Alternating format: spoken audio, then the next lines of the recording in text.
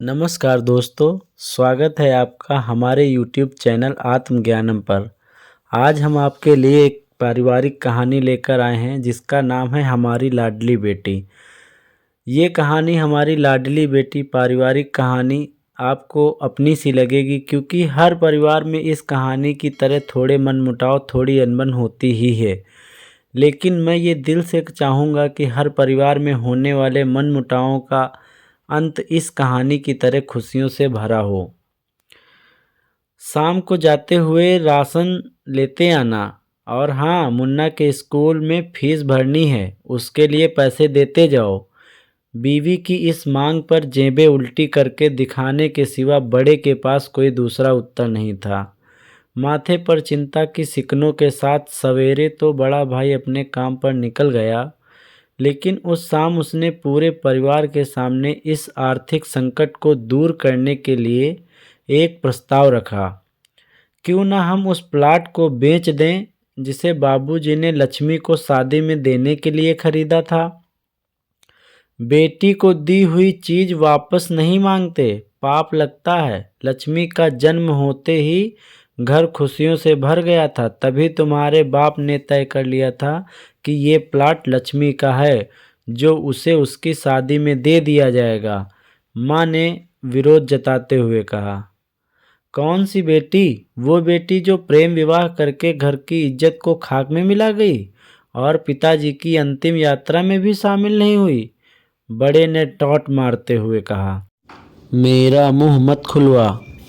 कौन नहीं जानता कि लक्ष्मी को उस दिन गली के नाके से ही लौटा दिया गया था और उससे अपने पिता की आखिरी बार मिलने भी नहीं दिया गया था।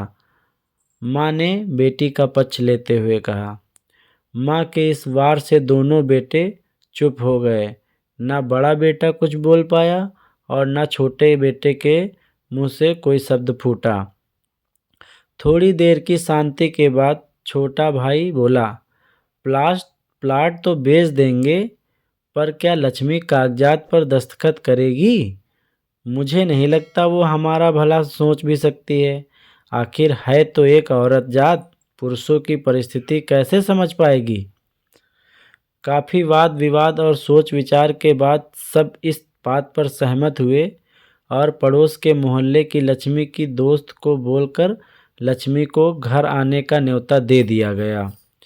अगले दिन सुबह से गली के नाके पर खेल रहे बड़े भाई के लड़के की बुआ आ गई की आवाज़ को सुनकर घर वाले चौकन्ने हो गए।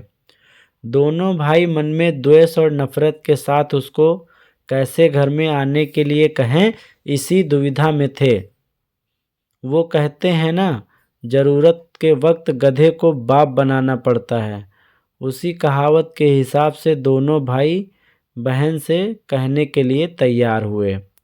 दरवाजे पर जब बेटी और दामाद ने पूरे 7 साल बाद कदम रखा तो माँ की आंखें भर आईं और दोनों ने बड़े प्यार से घर के अंदर ले गईं। बेटी और दामाद भी माँ का इतना स्नेह देखकर भाव विभोर हो गए।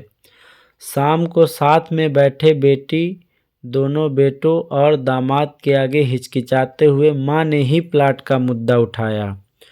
लक्ष्मी को थोड़ा अंदेशा था कि कोई बड़ी बात होगी। लक्ष्मी उसी दिन ये सोच रही थी कि ऐसी क्या बात हो सकती है कि जो खड़ूस भाई उसे बाप का मुंह भी दिखाने के खिलाफ थे, वे अचानक इतने कैसे पिघल गए। लेकिन अब उसको सारी बात समझ में आ गई। लक्ष्मी ने तिरछी नज़र से पति की तरफ देखा तो वो बोल पड़ा, देखिए माँ जी, शादी से पहले जो कुछ आपका था वो आप ही का रहेगा।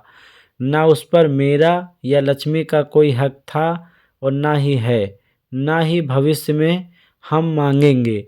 इसीलिए आप निश्चित होकर उस प्लाट के साथ जो करना चाहते हैं आप कीजिए।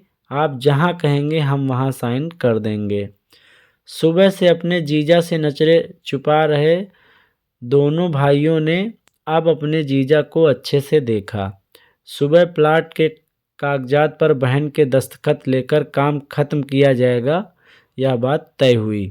सब इस मीटिंग को खत्म कर उठ ही रहे थे कि टीवी पर अनाउंसमेंट हुआ कि आने वाले 21 दिनों तक देश में लॉकडाउन लगाया जा रहा है।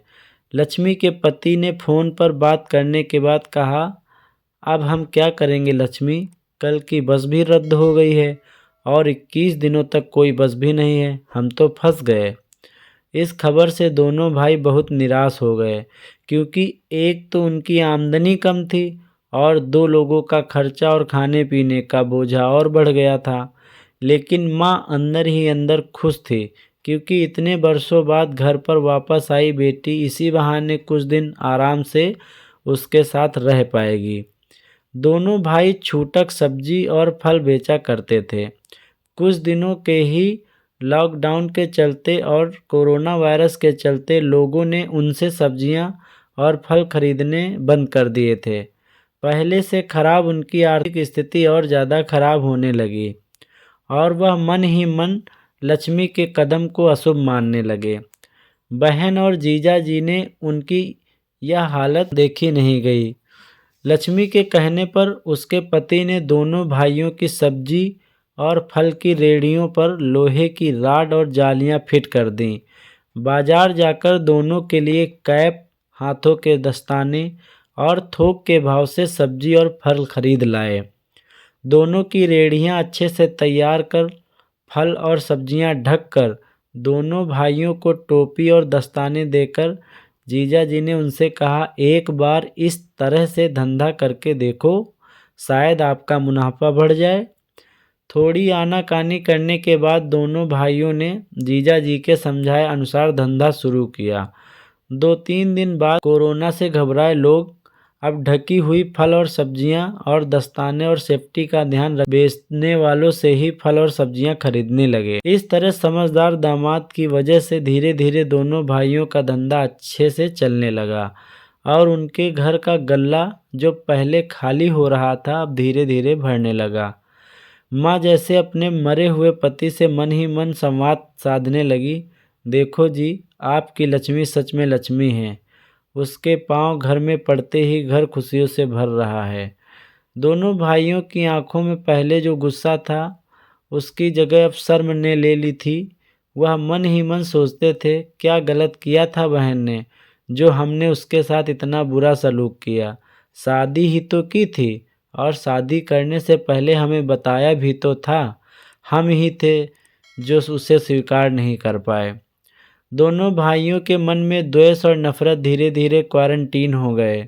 21 दिन बाद जब दीदी और जीजा जी प्लाट के कागज़ पर साइन करने जाने लगे तब दोनों भाइयों ने उन्हें रोक लिया और उनसे माफ़ी मांगते हुए वो पेपर्स उन्हें देते हुए बोले, शादी के वक्त हमने आपको कोई तोहफा नहीं दिया, बल्कि हमने आपका हक भी छीन लिया, लेकिन अब इस प्लाट को स्वीकार कर हमें प्रायश्चित करने का एक और मौका दे दीजिए। सभी की आंखों में खुशी के आंसू आ गए और माँ ऊपर देखकर बोली, देखा, आपकी लाडली ने आज घर फिर खुशियों से भर दिया। तो दोस्तों, आपको यह कहानी कैसी लगी हमें कमेंट करके ज़रूर बताएं और हमारे चैनल को सब्सक्राइब करना ना भूलें।